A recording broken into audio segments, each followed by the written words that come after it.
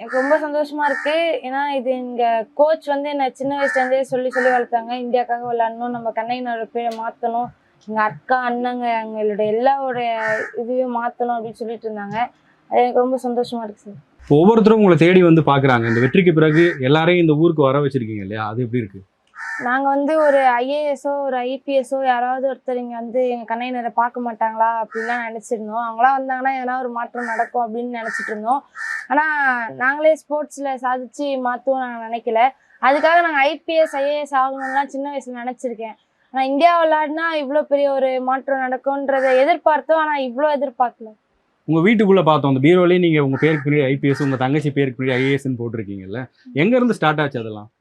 நம்மளோட கோச்னால தான் இது எல்லாமே வந்தது. நம்ம அக்காங்க நம்ம எங்கள் கோச்சோட செட்டில் இருக்க எல்லாருமே ஐபிஎஸ் ஆகணும் ஐஏஎஸ் ஆகணும்னு நினச்சி சொல்லுவாங்க.